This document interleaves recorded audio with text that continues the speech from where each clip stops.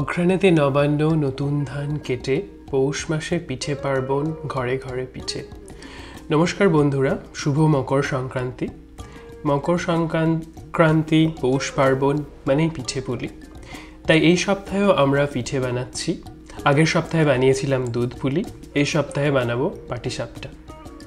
পাটিসাপটা একটা ময়দার পিঠে। পুর হিসাবে ক্ষীর, সন্দেশ, মিহিদানা ইত্যাদি অনেক কিছুই ব্যবহার করা যায়।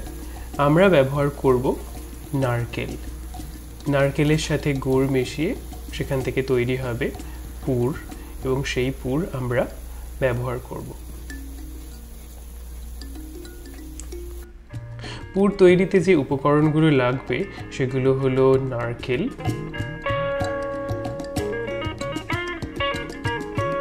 গুড়, চিনি এবং সবুজ এলাচ, গ্রিন কার্ডামাম। আমরা দুধের সাথে নারকেলটা মিশিয়ে একটু মিহি করে নেব, তারপর গুড় আর এলাচ যোগ করে ফোটাবো। এখন পাত্রে নারকেলটা দেয়া হচ্ছে। ফ্রাইং প্যানে নারকেলটা থেকে আমরা পুর বানাবো। দেয়া হলো এলাচ,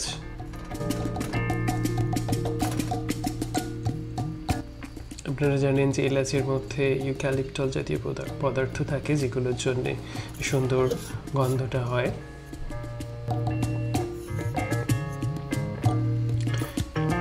এরপরে আমরা গুড় যোগ করব।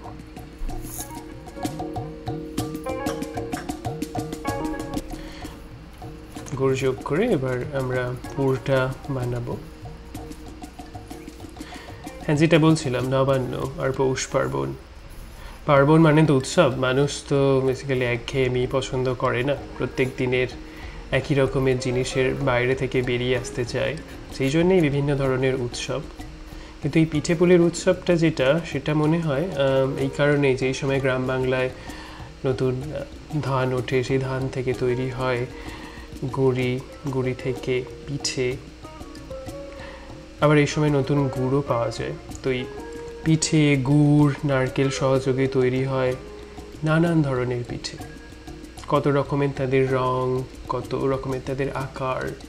কোনো পিঠে সরু চাকলির মতো পাতলা, কোনো পিঠে আবার গুড় পিঠে, দুধ পুলি, মোহনভোগ। আমরা যেমন আজকে বানাচ্ছি পাটিসাপটা। তো আমাদের পুর প্রায় বানানো হয়ে গেছে। এই পুর থেকে আমরা তৈরি করবো পাটিসাপটা পিঠে। তার জন্য দরকার আমাদের ময়দা লাগবে, কিছু লবণ লাগবে, টেস্টটা এনহ্যান্স করবে, একটু দুধ এবং গরম জলও লাগবে। তো আমরা দুধটাকে একটু ফুটিয়ে নেব, তারপর সেই ফুটন্ত দুধ দিয়ে আমরা ব্যাটারটা বানাবো। তাহলে ব্যাটারটা খুব নরম হবে। ময়দার ব্যাটারটা একটু পাতলা না হয় ভালো। আমরা দুধের মধ্যে ময়দাটা যোগ করে একটু ফেটিয়ে নিচ্ছি। খুব একটা মসৃণ, একটা স্মুথ একটা ব্যাটার তৈরি করব, লাম্প ফ্রি।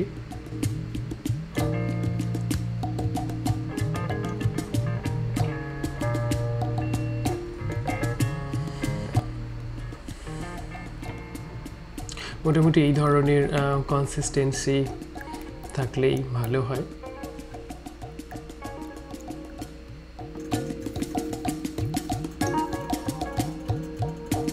এরপর আমরা একটা প্যানে একটু তেল দিয়ে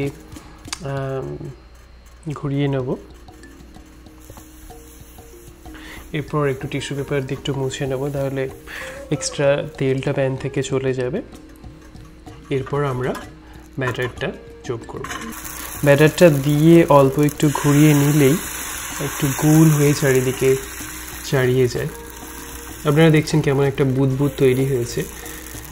ময়দার ব্যাটার, তো ময়দার মধ্যে বিভিন্ন ধরনের প্রোটিনের জন্য একটা গ্লুটেন নেটওয়ার্ক তৈরি হয়। এই গ্লুটেন নেটওয়ার্কের মধ্যে কিন্তু বিভিন্ন ধরনের অক্সিজেন, বিভিন্ন ধরনের কার্বন ডাইঅক্সাইড মেনলি ট্র্যাপ হয়ে থাকে।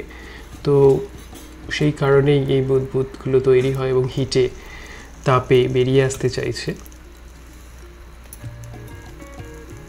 সেই জন্যই এরকম হতে থাকে। এরপরে আমরা পুরটা দেবো। পুরটা লম্বালম্বি দিয়ে দেবো।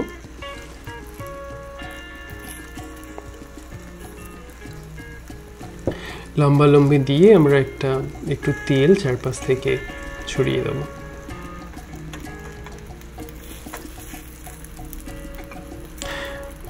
তার ফলে কি পিঠেটা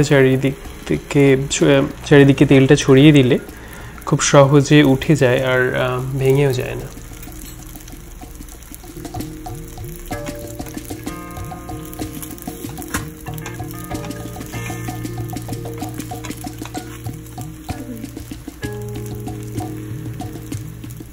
পিঠেটা আমরা এবার একটু রোল করব, কিন্তু আমরা একটু ওয়েট করে রোল করব। একটু ভাজা হয়ে গেলে তারপরে আমরা এটাকে ওঠানোর চেষ্টা করব।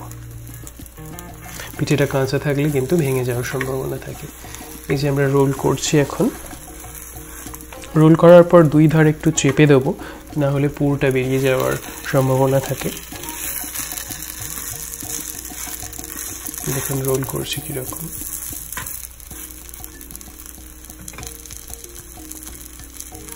এরপরে আমরা কি করব, একটু উপর থেকে তেল ছড়িয়ে দিয়ে আর একটু ভেজে নেব। তাহলে কি হবে, পিঠেটা বেশ মচমচে হবে।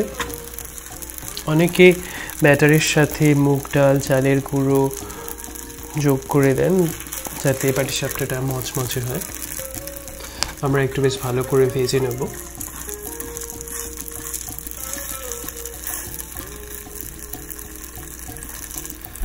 কেমন সুন্দর ব্রাউন রং হয়েছে। আমাদের প্রথম পিঠে প্রায় তৈরি। আমরা তুলে নিলাম, কিন্তু একটা পিঠেতে তো মন ভরে না, আমরা আরও অনেক পিঠে বানাবো। তার আগে তাওয়াটাকে একটু ক্লিন করে নেব। তো শুরু করা যাক আরও পিঠেগুলো। যারা নতুন বানাচ্ছেন তারা নিশ্চয়ই বুঝতে পেরে গেছেন কিভাবে বানাতে হবে। ঠিক এইভাবেই বানিয়ে ফেললে খুব সুস্বাদু পাটিসাপটা পিঠে তৈরি হয়ে যাবে। সেই আবার বুদবুদ, সেই কার্বন ডাইঅক্সাইড বেরিয়ে যাচ্ছে। ভালো করে ভেজে নিন, অনেকগুলো পিঠে বানানো হয়ে যাচ্ছে। পুর দেয়া হলো। আপনারা কমেন্ট সেকশানে জানাবেন যে আপনারা কী পুর দিয়ে বানান পিঠে। আমরা নারকেল, মিহিদানা, সন্দেশ সব কিছু দিয়েই বানিয়েছি। আপনারা কোন ধরনের পাটিসাপটা, কী ধরনের পুর পাটিসাপটা খেতে ব্যবহার করেন, খেতে ভালো লাগে আপনাদের, সেটা জানাবেন। পাটিসাপটা আমাদের ফ্যামিলিতে খুবই প্রিয়।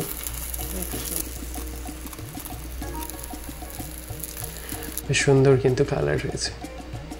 কালারটা বেসিক্যালি নন এনজাইমেটিক ব্রাউনিং, মিলার্ড বলে একটা রিয়াকশন হয়, সেটা থেকেই এটা হচ্ছে। অনেকগুলো পিঠে তৈরি, ব্যাস এখন পরিবেশন করার পালা। ভালো থাকবেন। আমাদের ভিডিওটা ভালো লাগলে অবশ্যই লাইক, শেয়ার, সাবস্ক্রাইব করবেন। আপনারাও জানাবেন আপনারা যদি পিঠেটা বানিয়ে থাকেন কেমন হলো। পরের সপ্তাহে আবার কথা হবে নতুন কোনো রান্না, নতুন কোনো রেসিপি, সায়েন্স